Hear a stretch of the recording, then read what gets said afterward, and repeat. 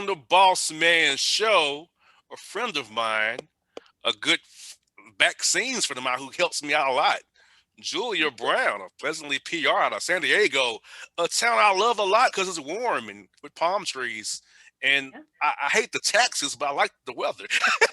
So, Same here, dude. Same here. The cost of yes, living kind of sucks, but the weather sure makes up for it. yes. Julia is a PR firm.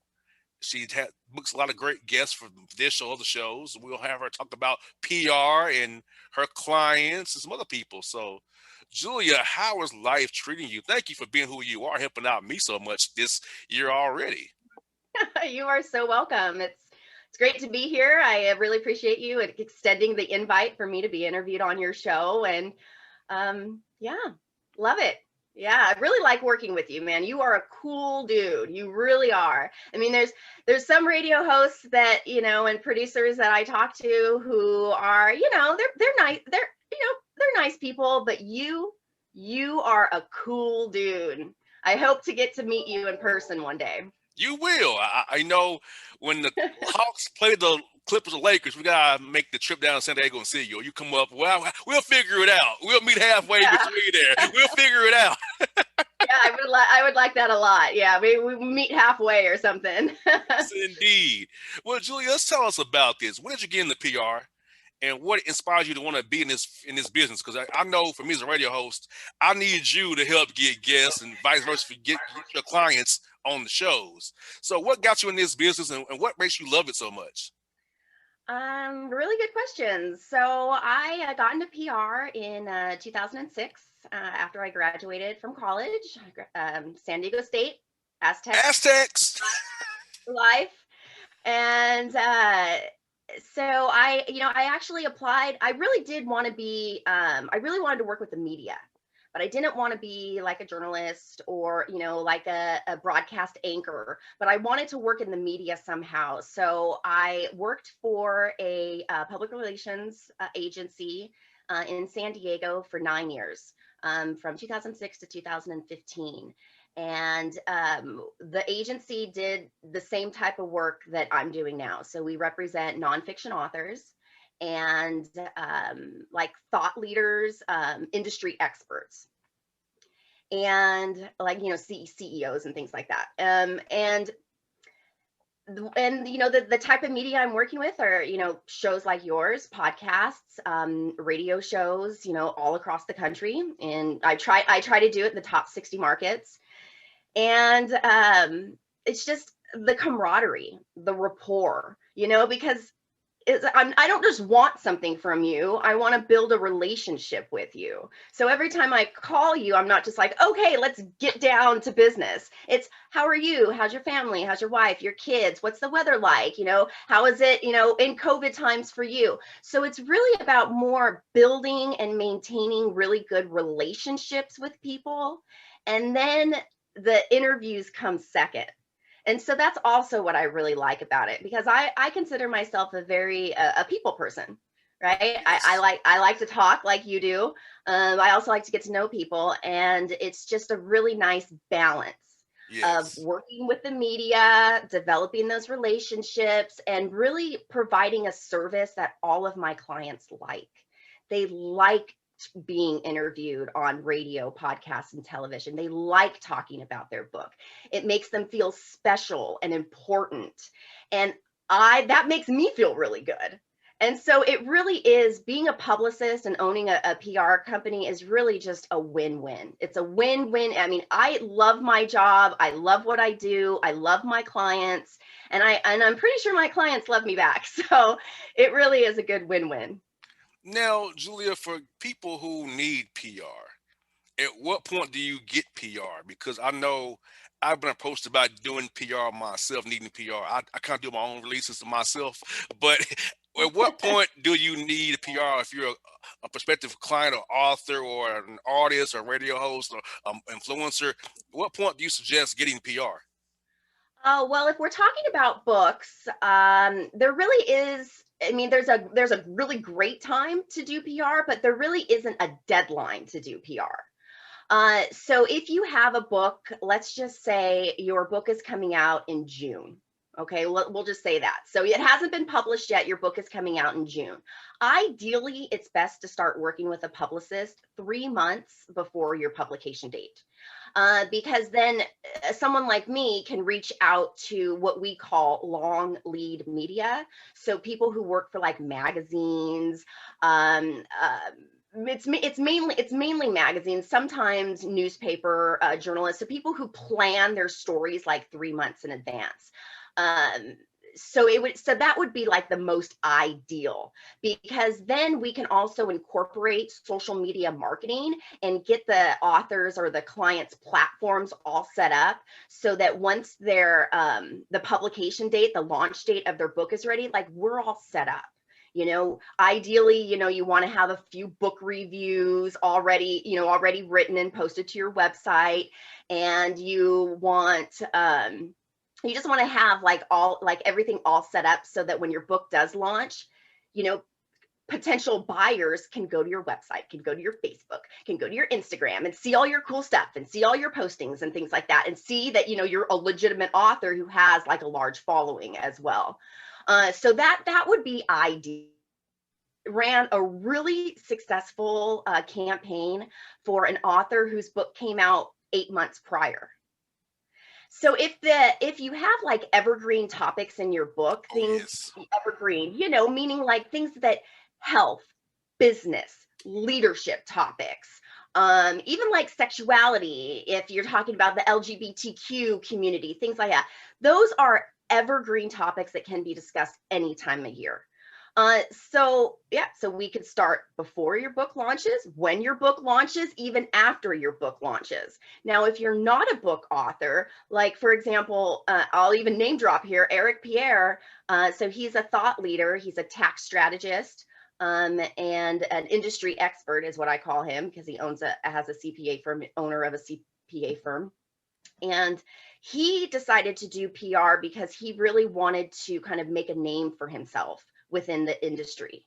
So that's another. So if you're kind of maybe just about on the top of your game, or you really want to put yourself out there and be noticed either by people within your industry, or you're maybe trying to get new clients, that's when you would want to work with someone like me, because I can help bring you that exposure you need through radio interviews, television interviews, maybe articles for him. I'll talk specifically about him. Like, he wants to be in like Forbes and Fortune and Fast Company. So, I would be working with journalists that write for those type of magazines to say like, hey, check out this guy. He's up and coming, or he's Oh on the yeah. top of his game. And this is what he can teach your readers, and things like that. So I mean, it's a long answer, but it really doesn't matter when you work with a publicist. Yeah, so there really isn't like a deadline. My services are evergreen. Same They can, here. right? Same here. Hey, Julie, you good, because remember, I own the show and I just put in commercials when I want to. So it's all good. So I don't have hard outs on the Bossman show here. Remember that. You can talk as long as you want to. We're good. I don't have hard outs here. I know. I'm probably. It's funny because I'm probably. Oh man, this light is so bad. I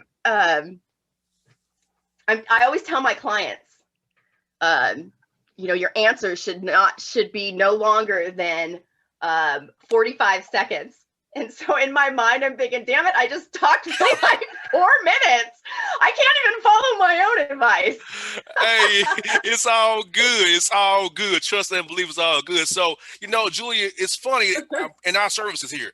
Me with advertising, I say I can't guarantee you a sale. I can make people aware of your business and what you're doing. So in your Yeah. field, how do you tamper down expectations of clients who thinking you can make magic, and you can't promise them things that you can only make people aware about them? You can't promise them results per se. It's more so about awareness and exposure. Mm-hmm. Well, it's that's exactly what it is. I don't make any promises about, like, if we're talking about books. I don't make any promises about book sales. The only thing that I can promise is exposure. So the interviews that I book for you will bring you exposure. And what happens with that exposure is out of my hands. So, for example, let's see here. I'm going to use Eric again because he's my newer client. So, in an email conversation, he said that working with me is going to produce him high paying clients. And as soon as I read that email, it was like, red flag, buddy. I need to manage your expectations. So I made sure in a very professional way, I said, Eric, I actually never said that. I never promised that my services would result in higher paying clients for you. So I want to make sure that we're both on the same page, because when our campaign ends, I don't want you coming back at the end and saying, well, this was a crap campaign because I didn't secure any new high paying clients. And so, it's just, you just have to manage everybody's expectations. And that's Yes. just, it's just explaining your services in the beginning in a lot of detail. I think my contracts, my agreements are very detail oriented, doing every single month. Because a lot of times I hear when people work with a publicist, they're like, I don't even know what she does.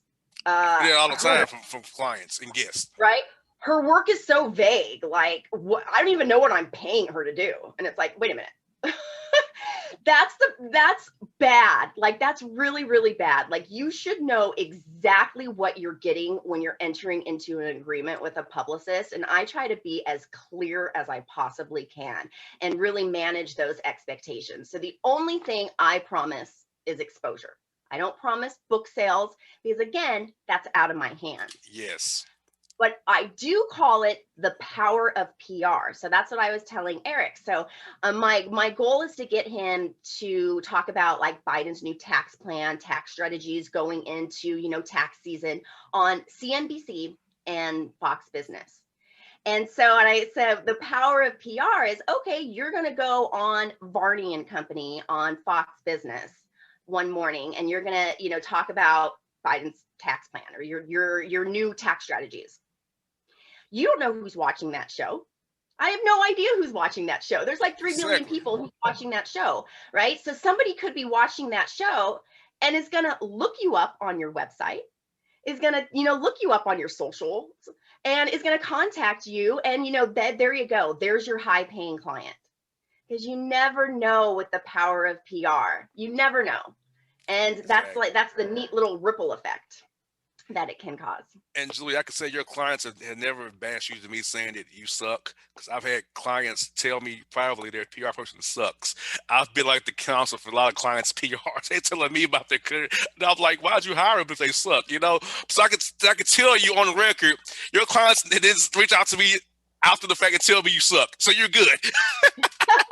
Well, thank God. I've been doing this for 15 years. I hope I don't, I really hope I don't suck. Yeah, being a publicist, it's very, you have to enjoy what you do. You really do. I mean, you really do. Like, I think, like, probably with any industry, but you really have to enjoy what you do, or yeah, it's going to come off that you suck. And that's another thing with, typically you pay a publicist a monthly retainer. So if you think if you, like, whoever told you that their publicist sucks, they should give their publicist a 30-day notice and call me. I've been told Call this me. over the past 9 years, multiple times by guys telling me, or girls telling me, my publicist sucks. I wish they got me on your show, but they suck. I said, well, I don't know what to tell you other than let them go. But it's funny, Julia. Yeah. I am like the client whisperer. They vent to me after the fact. I'm like, tell Yeah. them this. Don't tell me. No, you tell them. That's not my job. You tell your client, your publicist they suck. Don't let me do it for you. I'm gonna need them to give me some more guests, and I want to burn that bridge. Yeah. Yeah. With any industry, there's always going to be some lemons, right? There's always going to be lemons. I'm not one of them. No, you're not. So I'm not one of them. I've been in business for myself for 4 years, but I worked for someone else for 9 years. So 15. Yeah, 2021 is my 15th year in the business. So pretty Wow. exciting.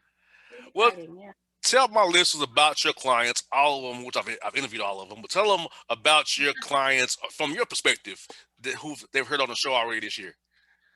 Okay, so like I mentioned, I represent nonfiction authors and industry experts. So Eric Pierre, who I think was the last one that you interviewed. So Yes. he owns Pierre Accounting, and he's a tax strategist.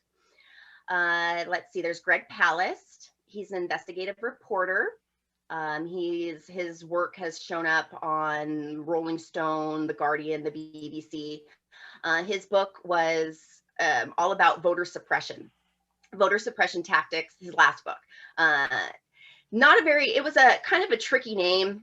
Our PR team was kind of circling about thinking, how is this going to fly? But it all worked out. It was called How Trump Stole 2020.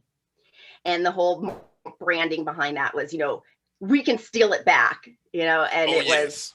talked about a lot about, voter suppression in the state of Georgia, heavy in Georgia, Wisconsin, Michigan was one of them too. So there's him. And then let's see, Martin Soa, who is the author of The Other Side of Success. That's a memoir, talks about his time,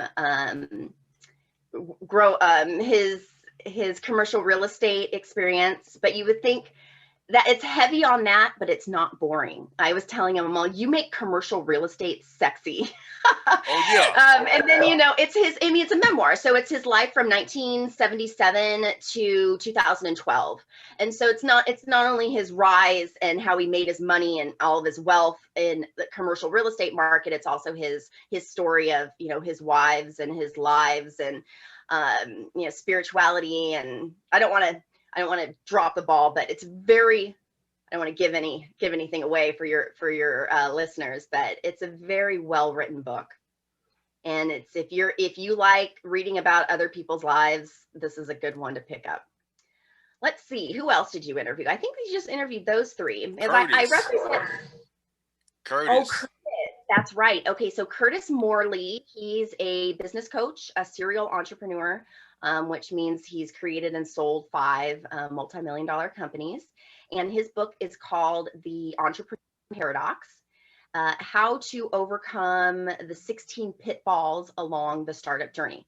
So 16 pitfalls, there's 16 mistakes that he's made over the course of his time, building businesses. And he wants to just help the entrepreneurs see that from the very beginning. So it's for budding entrepreneurs, people who are people who are thinking about starting a business, startup businesses. And then it's also for people like me who've just been in business for a short amount of time. He is amazing. Such a nice guy, very smart and articulate. I'm sure you kind of noticed that during your interview. And his book comes out in March. So we're doing a bunch of My birthday month. Woohoo! Yeah. So yes, Curtis. Yeah, he's a great guy. So Julia, we're gonna talk some sports now. Get ready for this. All right. I have to ask you. So, what is your knowledge of the Atlanta sports? Well, Atlanta sports moments. This stands out in your mind. So, what about the Hawks, the Braves, the Falcons standing out in your mind? Gracious. Oh no, Atlanta sports. You didn't tell me Atlanta sports. Let's see here. I gotta ask you about it. We here. I gotta ask you about it. Tell us something about our teams are in your head. Something about us. No, well, let's see, because your basketball games aren't really shown on my the channels by me, so I don't really get to know your basketball team. I don't really know your basketball team all that much, so I'm sorry about that. And your Falcons, I watched your Falcons a lot. You guys have some good running backs. And we choke every game. Oh, what was your ending up? 4-12. But we somehow beat your team. I don't know how we did that. Yeah. We beat the Vikings somehow. I don't know how we pulled that off. Yeah, I was shocked. We're a crap team. That's probably why. Then the Braves played the Padres a lot. I remember back in the day when Ken and Caminetti, Tony Gwynn, those guys, and Trevor Hoffman came to Atlanta and beat us in the little wild card round, 3-1. Broke my Mm. heart at Turner Field. Like, Mm. Braves win Mm. all these games, losing the playoffs every year. Yeah, that was probably the only time that the Padres, though, made it. Well, this year we made it to the playoffs, but those Caminetti days were probably when we were really good and we were still playing at the Q. Now we're just like, I think that we're just a step up from a, what are they called? Not D leagues. Triple A team. No, the AAA teams, the AAA teams. Sometimes we always sign players that are like past their prime. Always.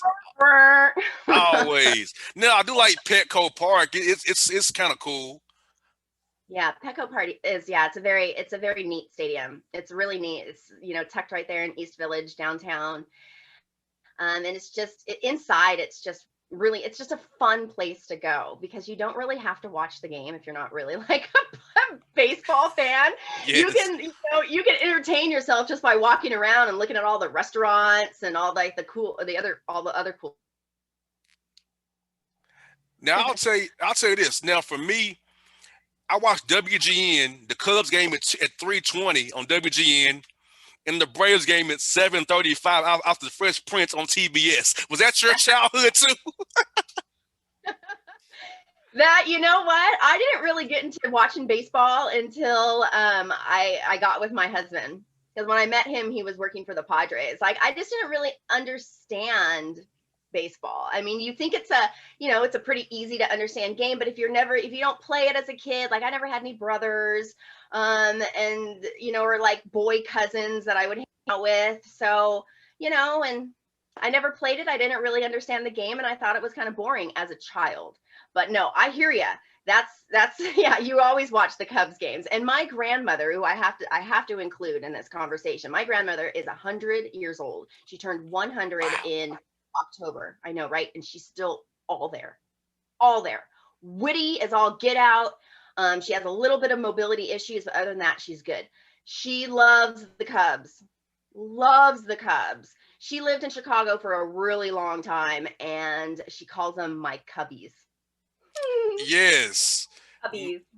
Now I'll tell you, Harry Carey's grandson, Chip Carey, is the Braves Fox Sports television announcer. So Oh, Skip Carey was on TBS on during the Brave game. So his son Chip is the Braves TV person. So for me, Harry Carey, the Cubs, all that lineage comes to the Braves as well. So yeah, like for me as a child, 7:35 TBS Braves game.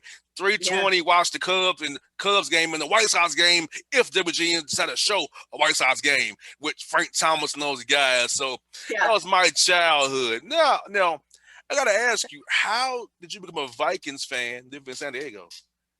How did that happen? That's a good question. So, going back to my husband.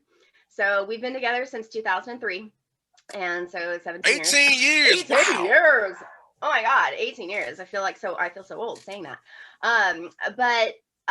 So he's a San Diego native, and both of his parents are San Diego natives. But his dad never said like, you have to be a Chargers fan or you have to be a Padres fan. So he was really, really into sports. I mean, he still is, but he was very into sports as a little kid. And so like in the 80s, he was probably what? So like 88, he was 10. So 1988, he was 10. And I guess around that time, the Vikings were really good. Purple People Eaters. Wow. Okay. So whoever was playing, if he was here, he'd be able to name off like all these names and whatnot of players and stuff. I don't know. So so just think, if you were alive in 1988, you guys remember? I was 1 year old. Oh, okay. I was 1. Well, so like the late 80s, early 90s, I guess the team was really, really good. And I always say, oh, my husband liked the mascot when he was a kid. But no, he said that the team was really good, had some really good players, and that he just became a Vikings fan because he just really enjoyed watching those particular players, and I guess the coaching staff too, play. Gotcha. So he became a Vikings fan, and I wasn't really, I grew up north of Los Angeles, and so when I was a kid, I remember watching the Rams, and I think even the The Raiders. Raiders, yep. The Raiders for sure, and the Rams in Los Angeles with my father. But then I moved to San Diego, and I was just like, and I mean, I was gonna be like a Charger fan just because they were local there. But then after meeting my husband, and he was a Vikings fan, I was just like, what the hell? I'll just be a Vikings fan too. It's like I had no loyalty to one team or another, so it was just like, okay, I'll be a Vikings fan, and it's been okay. I see. Hey, I'll admit, it's been all right. you and I are loyal to. We're loyal to teams that don't give us any payoff. Like your team gives you heartbreak. Mine gives me heartbreak every Sunday when they blow the lead in the fourth quarter. If they even have a lead in the fourth quarter, my God. It's like normally the Vikings just score a touchdown in like their first possession and then go scoreless the rest of the game. Yes. But man, I know nothing against Kirk Cousin as a person, because I'm sure he's just He, not a winner. And like in the important games like Monday Night Football, or like, you would think like when all eyes are on him, and I know it's a lot of other things that go along with it. Maybe like his offensive line isn't giving him enough time, to throw the ball, but he's just not a winner. Look at Lamar Jackson and Patrick Mahomes and Baker Mayfield and Josh Allen. They make things happen when Yes, things break down. Kirk exactly. Cousins doesn't have that ability. Neither does No. Matt Ryan. I love Matt Ryan. He Mm-hmm. can't make when the play call does not work the way it should. He can't get out of it and make it better. It's Yeah, like I agree. you're screwed. So I no, agree. Kirk can't do what Josh Allen, Lamar Jackson does. Baker Mm-hmm. Mayfield, Deshaun Watson, all those guys, Mahomes. They can make bleep out of bleep. You know. Yeah, yeah, I have yeah. to be I have to be I agree. FCC compliant by saying bleep. I can't say what I really want to say.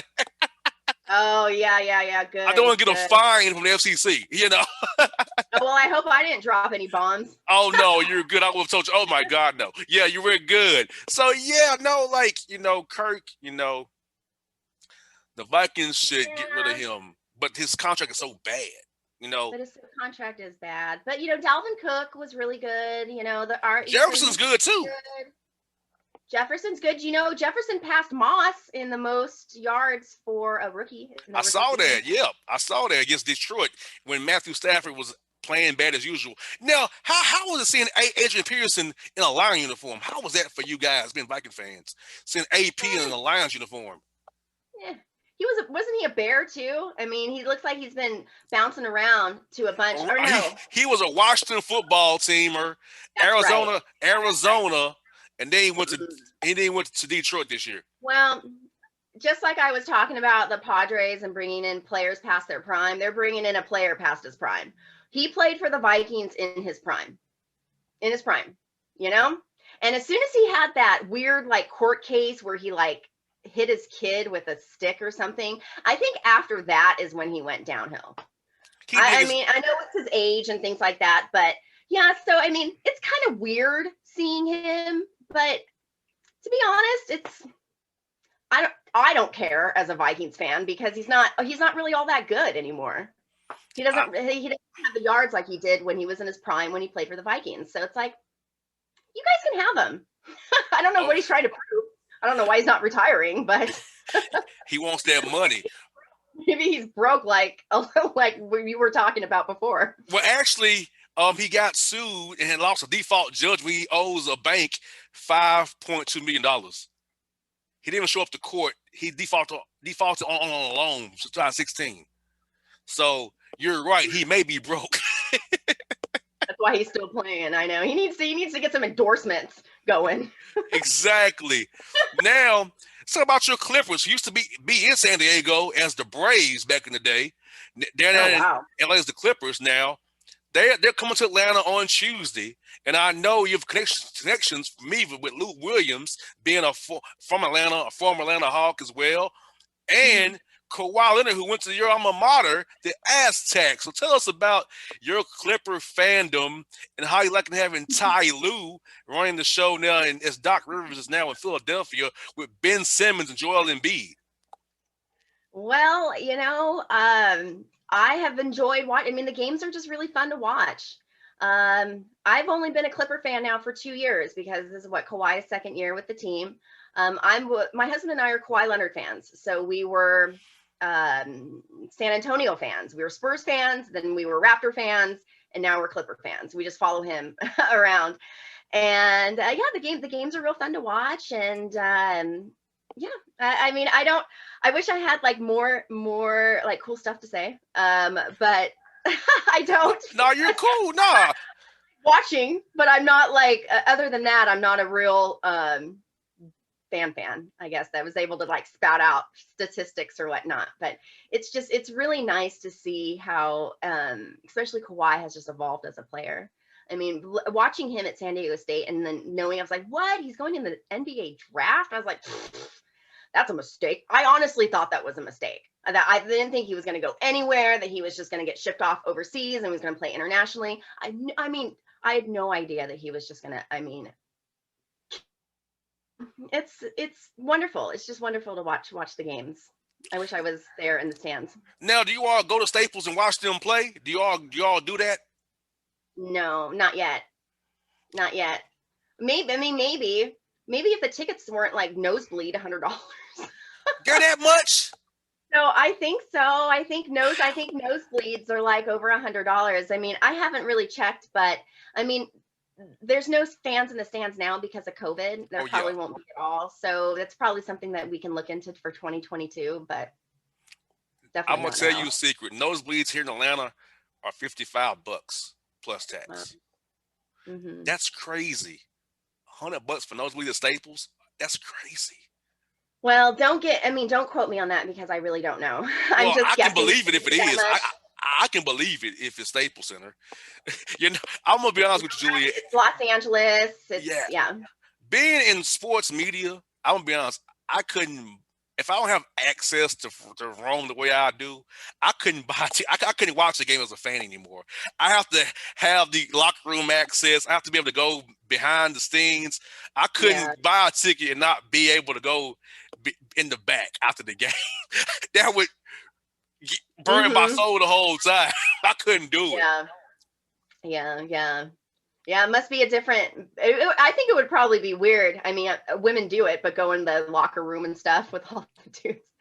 I mean, you would have to put like my blinders on. Oh, it's very awkward. And I will just tell you this. I don't care. I keep my eyes always above. I don't want to see a floating pecker, as I call it. Like, oh no. Oh no, I don't want to see that. But then you have the chicks in there who tend to look down, of course. Like, I'm keeping my eyes always above. I'm not bringing my eyes down because I have the same thing you got. I don't want to see that. And guys be in their little towels. Some of them walk in there bare bone, and I'm like, why are you doing this? Nobody wants to see this. So, yeah. Well, it is a men's locker room, and that's what they do. Yeah. And what the awkward thing is when they want to interview a guy with a towel around him. Like, I'm not talking to him with a towel around him. He got to give him some clothes. I'm not doing that. Yeah. Yes. Locker probably room like, you want the interview or what? I don't need it that bad. I'm good. Who's dressed? Yeah, I know, right? Yeah. Right? You put your underwear on. At least. My goodness. You know, so you got to mention it, Julia. San Diego State, the Aztecs. Tell us about your time there and how they trained the queue into you guys' new stadium that they're going to really nice. 35,000 seats, open air. Yeah. Tell us about that. Yes. So San Diego State, their basketball team. I mean, I've been going since 2003. So I've had season tickets for the basketball and football since 2003. Like I mentioned before, my husband is a native and his parents are natives. And my father-in-law has loved the Aztecs since the 1960s. So it's really great. And if we just talk about basketball, I was so like last year, oh my God, dude, last year our team was so good last year. We were ranked number 4 in the nation going into March Madness, going into the NCAA tournament. And I was like, oh my God, my family was planning on flying to New York City to like go to the game, like the final game. Wow. And then they canceled it because of COVID. And I think I seriously cried. I was so sad. I really wanted to get, to hang the flyer in our arena that says, you made it to the final four, because we had the potential to do that. So that was really sad. This year, I think it's more of, I want to say it's a rebuilding year, but there was a lot of promise in the beginning of the season, and then we've just lost. I mean, we lost twice, I think, to Utah State, and we lost to BYU, and it's like, wait a minute. Oh, though we lost to Colorado State. I'm like, wait a minute. So we now have we have a lot more losses than was anticipated. My husband really thought, oh my God, they're just gonna be undefeated. They're gonna win their tournament. It's going to go into, the NCAA is no problem. But now I'm just like, I don't know. We lost our best player in last game. I don't remember. But last week sometime we lost Matt Mitchell. He hyperextended his knee. Ooh. He either hyperextended his knee or his ankle or something to where he's out now. And so I'm mad about that because we don't have a lot of scoring players in like the rotation that the coach puts up. So that's kind of sad. But now going into football, football is exciting to watch as well. I'm very excited about the new stadium that's being built. They're going to slowly break down they called it the Q for the longest time because Qualcomm sponsored it, but it was originally called Jack Murphy Stadium. They're going to slowly the Murph, yeah. They're going to slowly knock that thing down, but they're building the new stadium first before they knock down the old one. And that it's in Mission Valley, and that's the area of San Diego where it's being built. So it's Mission Valley, and they're completely revamping that whole area because the San Diego River runs through Mission Valley, and that area is kind of like it needs a little retrofit. It needs to be cleaned up a little bit. There's a little bit of homeless, and so it just needs to be a little bit of cleaned up. I mean, the homeless problem in San Diego is really bad. I think, I don't know how it is in Atlanta. Same in Atlanta, very bad. Yeah, it's just bad. I think it's bad all over. But yeah, so they're calling it San Diego West because it is west of the main campus. And we got to do one of those virtual tours. Oh, wow. So they have like an office set up to where you can go in and like see a full-on model of what the new stadium is going to look like. I think it's going to be like 35,000 seats, which is a lot lower than what the Q held. The Q held like 70,000. But being in San Diego where there's so much stuff to do, that we never really got more than 40,000 at a game. So I think the 35,000 is going to make it be like a packed house every single game. So that will be really exciting because the energy of a packed arena, when you're winning and you're scoring, and oh my God, it's just so exciting to be there.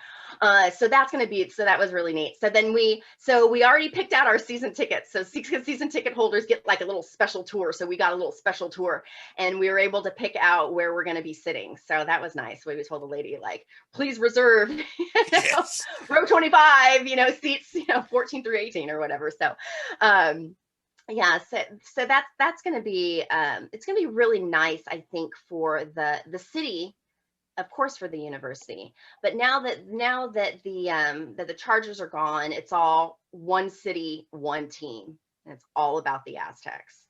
I mean, that we have other universities in town and that have football teams, but it's still one city, one team, Aztecs all the way.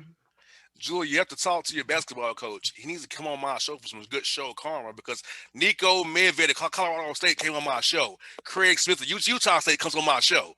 Jeff Linder at Wyoming comes on my show. So you need to get some good Bossman show karma for your school. Tell them to come on the Bossman show. I emailed San Diego State, no response.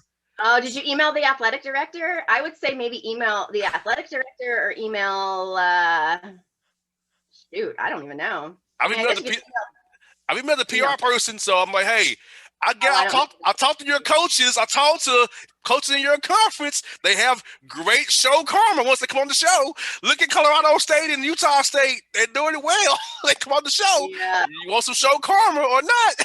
It just works that way. The show karma works. It does. I No, believe you. you're right. You're right. You're right. Actually do know the PR person at San Diego State, so I'll hook you up, dude. I'll hook you Appreciate up. that. You've hooked me up. Appreciate it. Well, Julia, Yeah. last one for you I got. For anybody out there who needs PR, do you do PR nationally or just in your area? I do it nationally. All right. I do it nationally. My company is called Pleasantly Persistent PR. It's kind of a mouthful, but pleasantlypersistentpr.com has all my contact information there. My email address, my phone number is all on the website. I have social media, Facebook, Instagram, Twitter. So check me out. But I do national. Yeah. So not just San Diego. Yep. I do it all. I do it all, but just in the United States. I don't typically do Canadian media or like Mexico media. So just the United States. No But yeah, if you doubt. want exposure, I'm your girl. Caller. I'm your girl. Julia, thank you for doing this. I know this is weird for you being the guest, but I wanted to, put you on a good platform here so people can hear about you and your great work and hear more about you just from a I want them to know you've been wanting this from some emails. Know who you really are, Right. Yeah. I'm not just a person behind a computer screen sending out emails. Yes. I'm a Yes. real personality. Yes, you can see. Julia, thank you for your time today. I got to get to the Atlanta Hawks here real soon. Thank you so much as always. You have been good to me and your clients as well. I hope to keep working with you in the future now. Great. Well, thank you so much for having me on. It was real fun. You're welcome. See you soon now. All right. Sounds good. Bye now. Bye.